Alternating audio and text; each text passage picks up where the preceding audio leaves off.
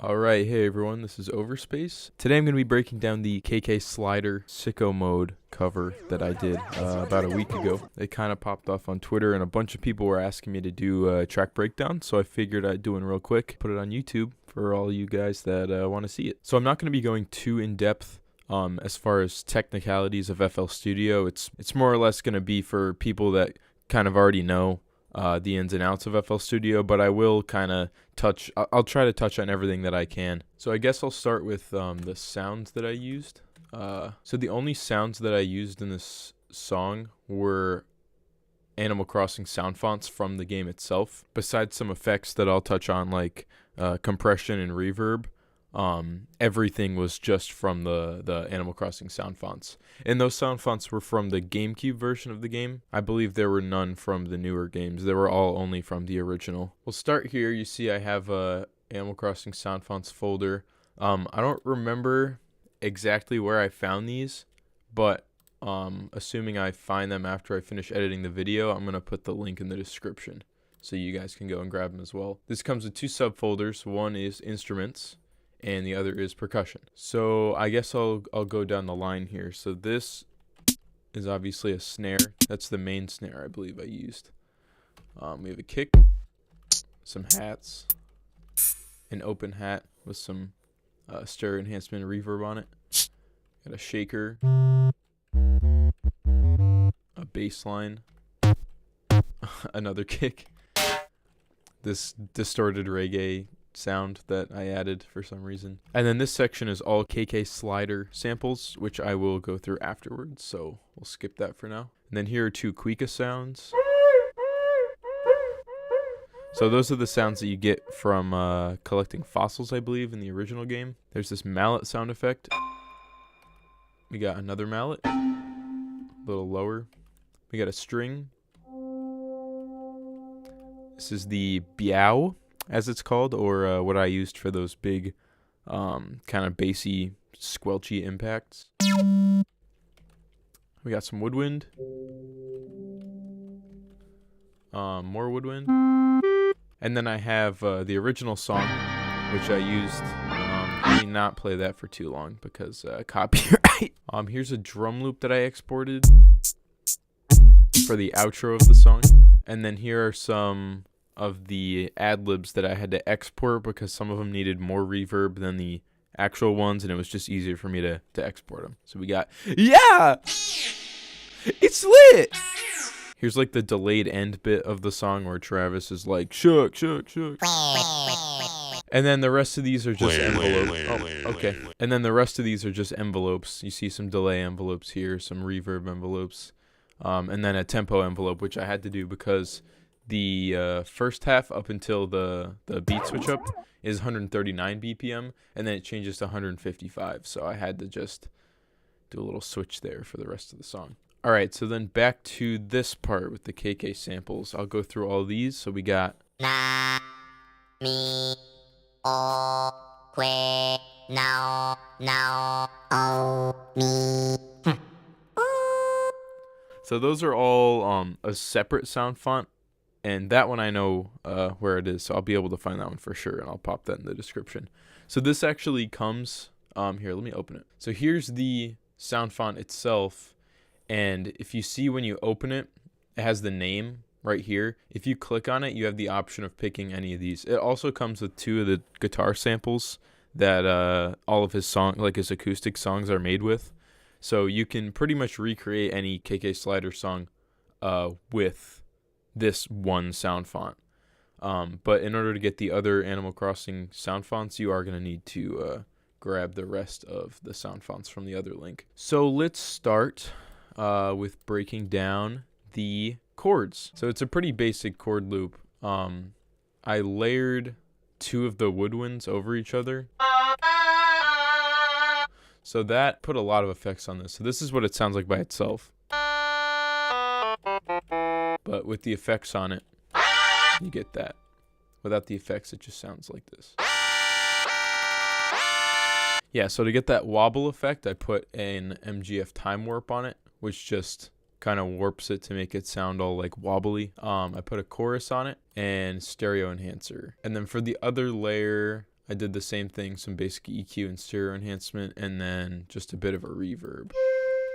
I actually took out all the dry, so this is only reverb. It's a very small room, to give it a pretty echoey, like a close echoey effect. So that's it for the chords, besides the fact that there's a bass underneath it,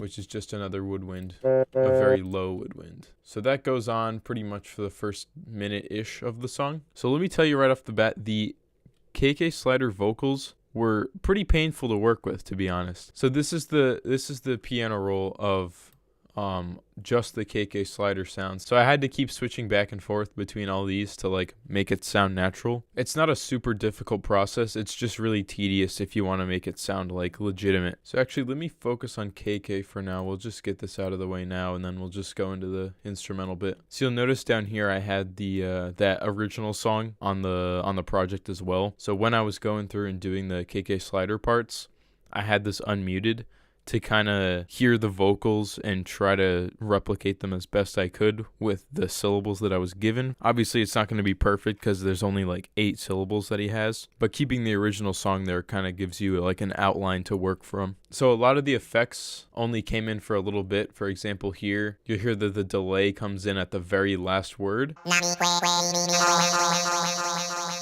and then it cuts off right here. It happens a whole bunch through the song. You'll see all these points here have different reverb bits. Because I noticed Travis likes to do these bits where like when he's done with a line and there's a bit of a pause, he'll put this big like reverb delay section on his voice to kind of fill out the empty space, which works really well, and it's not too hard to emulate. So then we just have the ad-libs here, which I mentioned before I had to export separately. You'll hear it right here.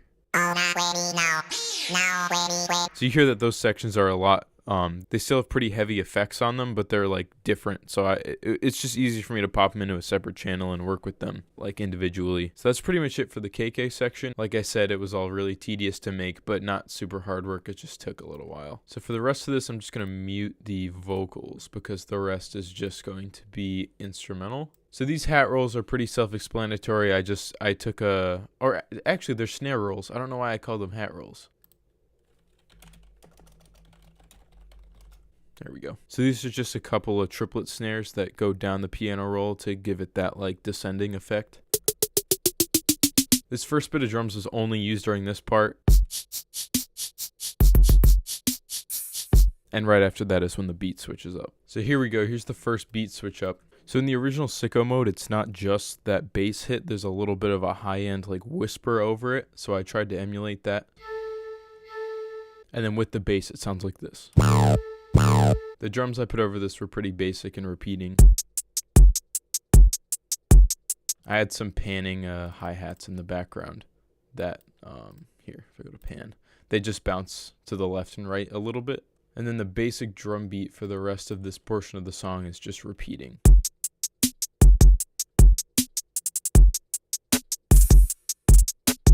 And then right here, the bass line comes in. I didn't do that much to the bass line. Without any effects, it sounds like this. So it's pretty much just a sine wave. I just put some light distortion on it. So that pattern repeats all throughout this section of the song. And then I also have this whispery bit over it.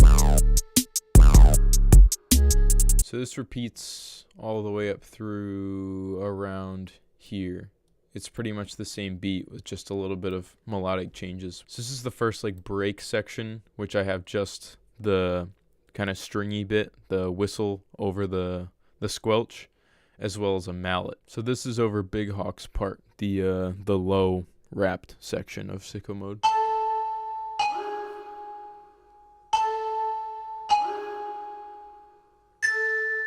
And this goes back into that squelch section.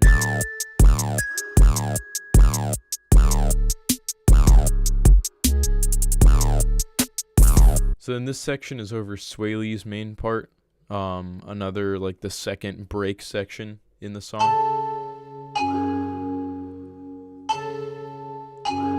So this is the same break as the last one, I just added some bass under it. And then there's one more of these squelch sections, and then it goes into the second beat switch up of the song. Here, I haven't actually gone into the sound design of these squelches yet, so let me do that now. So this was the meow sound on the sound font player. This is what it sounds like with no effects. So all I did to this was put a sound goodizer on it, EQ'd it a tiny bit, and put some distortion over it. That's the most important part. So then it sounds like this, but that of course is a C5, so I have to play it down here to give it that really deep sound. And then for the second bit, I just lowered it an octave. All right, now for the third and final section of the song, Drake's main verse. So this is a lot of the same. The drums switch up a tiny bit. Again, it's just repeating.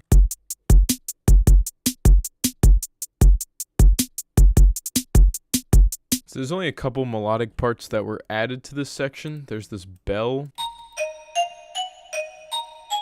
So this is just mallet 7 in the sound font library without any effects. It sounds like this.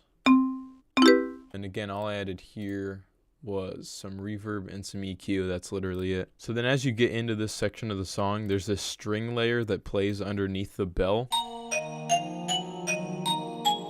So these were made with string 1 with no effects. It sounds like this. And the only effects here again are some reverb and some EQ. There's a new bass line that comes in.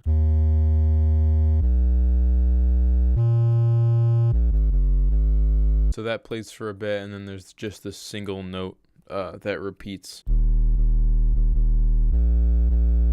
So altogether sounds like this.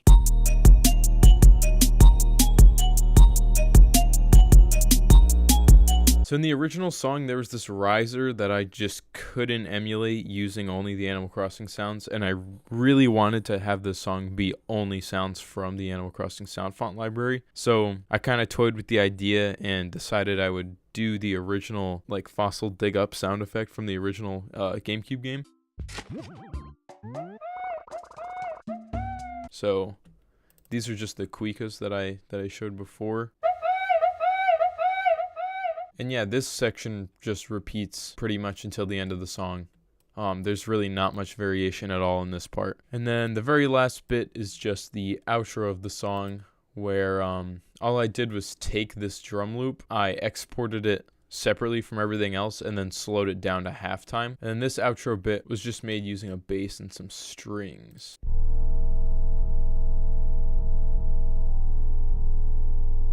So yeah, I think that about does it. Oh, and then as far as mastering, so I couldn't be bothered to do any actual mastering, so this is big brain. All I did was put a sound goodizer at like about 25% on the master, and that did it. Professional production tips from Overspace, you're welcome. So yeah, that about does it. I'm going to put the links to the sound fonts in the description below. Also, I'm going to put the project file on my Patreon for any patrons that want to donate $5 or more a month. So you'll have access to this project file and also a couple others of songs that I've made in the past year or so. 2 of my songs, Outerbound and Crocodile, are both on there. So yeah, once again, thanks for watching. This has been KK Slider's version of Sicko Mode track breakdown, and I'll catch you guys in the next video.